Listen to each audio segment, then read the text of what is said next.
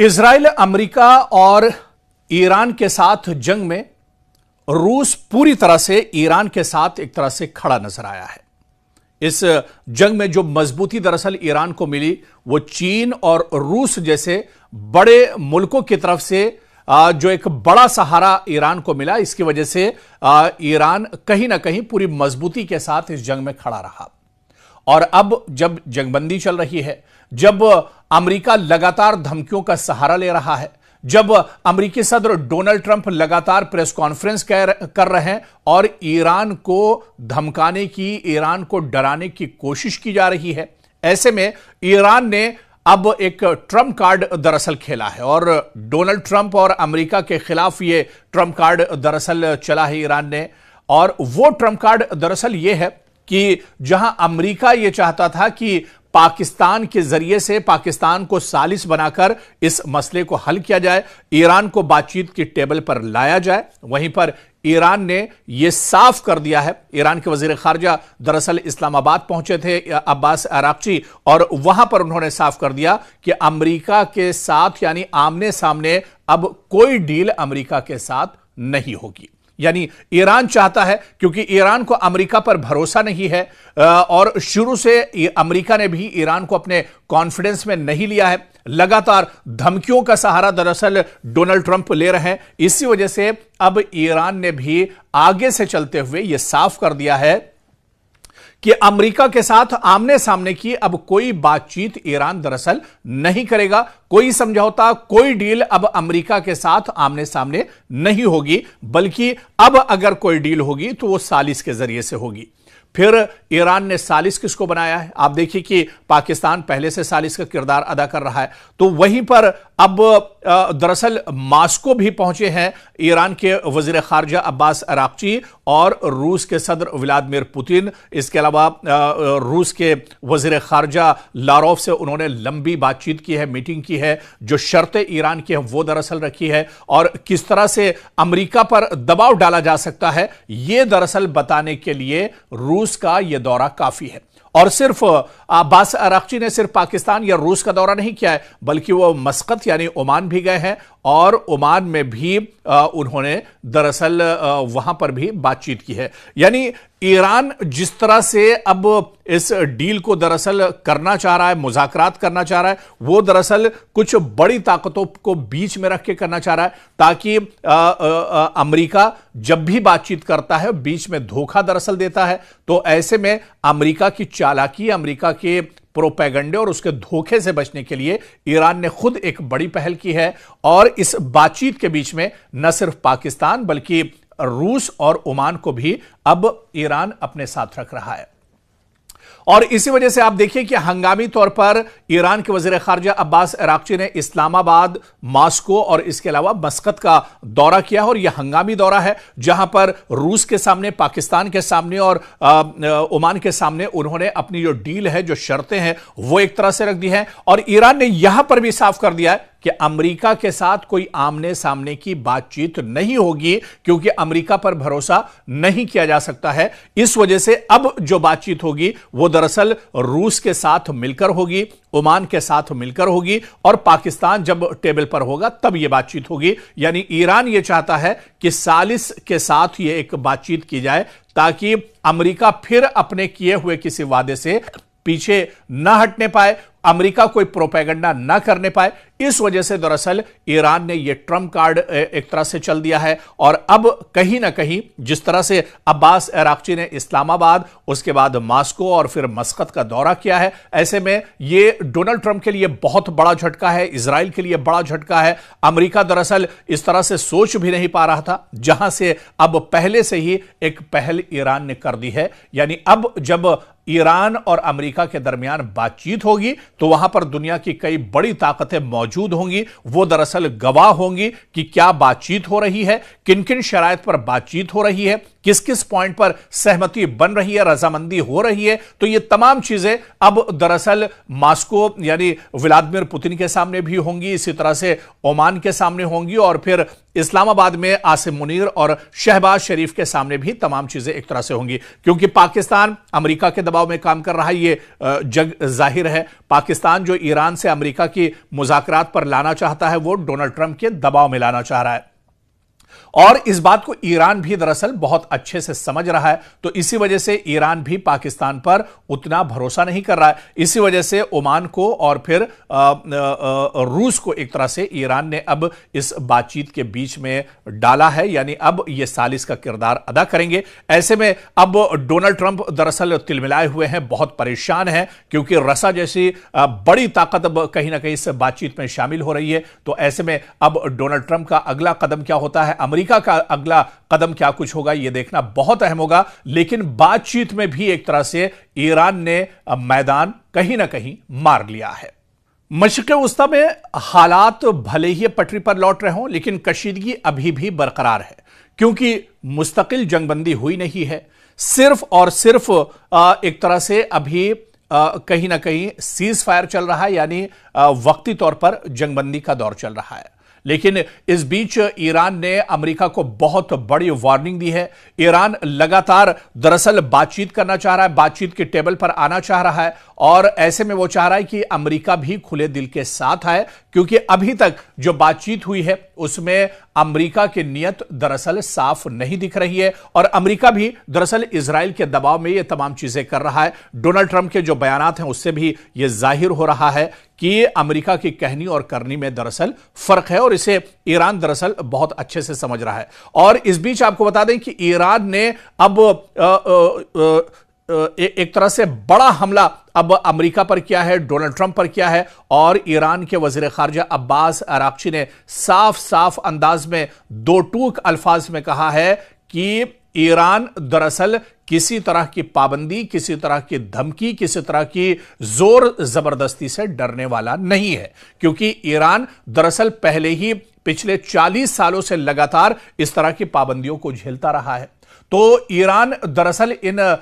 तमाम चीजों का आदी रहा है, और ईरान पर इन तमाम चीजों का कोई असर पड़ने वाला नहीं है। आप लाख पाबंदियां ईरान के ऊपर लगा लीजिए, लाख तरीके से उस पर दबाव बना लीजिए, लाख धमकियां आप दे दीजिए, लेकिन ईरान पर इसका कोई असर नहीं होगा। और इस बीच ईरान के वजीर खारजा आराक्ची ने कहा है कि अगर अमेरिका हद से आगे बढ़ता है तो फिर आखिरी जो बड़ा दांव होगा वो ईरान खेलने पर एक तरह से मजबूर हो जाएगा। फिर ईरान जो अभी तक अपने असलहे और अपना गोला बारूद ईरान ने छुपा कर रखा है वो भी एक तरह से निकलकर सामने आएगा। जिस तरह से इससे पहले की रिपोर्ट में हमने आपको बताया था कि इंटर कॉन्टिनेंटल जो मिसाइल है ICBM, उसका तजुर्बा दरअसल अब ईरान कर सकता है, और ईरान की इस मिसाइल की जो रेंज है वो दरअसल वॉशिंगटन और न्यूयॉर्क तक भी पहुंचती है। और जो माहिरीन है वो मानते हैं कि यह हथियार बहुत खतरनाक और एक बड़ी ताकत दरअसल ईरान के लिए साबित हो सकता है। इसके अलावा जिस तरह से अमेरिका बार बार न्यूक्लियर पावर की बात करता रहा है, हालांकि ईरान का यह कहना है कि न्यूक्लियर पावर अगर उसके पास एक तो है नहीं, और अगर वो उस पर काम कर रहा है तो अपनी हिफाजत के लिए कर रहा है। ऐसे में ईरान के वजीर खारजा अब्बास अराक्ची ने कहा है कि अगर जरूरत पड़ी तो न्यूक्लियर जो असलहा और गोला बारूद है उस पर भी एक तरह से ईरान काम करेगा, और जरूरत पड़ी तो वो भी अमेरिका के ऊपर ईरान एक तरह से आजमा सकता है। अगर पानी सर के ऊपर चला जाता है तो फिर यह कदम ईरान उठाने पर एक तरह से मजबूर हो जाएगा। आप देखिए कि इस जंग में न तो जंग की हालत में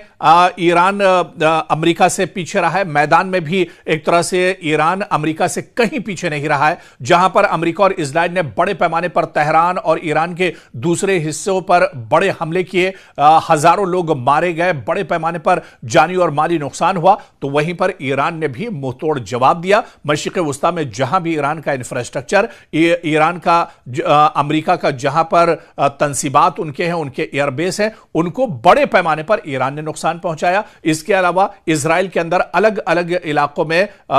जो बड़े शहर हैं वहां पर ईरान ने बड़े पैमाने पर इजराइल को भी नुकसान पहुंचाया। तो जंग के मैदान में भी ईरान लगातार डटा रहा, और जब बारी मुज़ाकरात की और बातचीत के टेबल पर आई तो वहां पर भी ईरान एक तरह से अमेरिका और इजराइल के मुकाबले में 20 नजर आया। बातचीत में भी अमेरिका दरअसल पूरा प्रोपेगेंडे का सहारा लेता रहा, लेकिन ईरान पूरे खुले दिल दिल के साथ आया और इसी वजह से, क्योंकि अमेरिका के प्रोपेगेंडे की वजह से कहीं ना कहीं जो बातचीत है वो एक तरह से ईरान और अमेरिका के बीच में नहीं बन पाई। पहले दौर की बातचीत इस्लामाबाद में बेनतीजा रही, दूसरे दौर की बातचीत होने की उम्मीद थी लेकिन वो टेबल पर नहीं पहुंच पाए। लेकिन अब आगे से चलते हुए ईरान ने अमेरिका की जो चालाकी है उसे भांपते हुए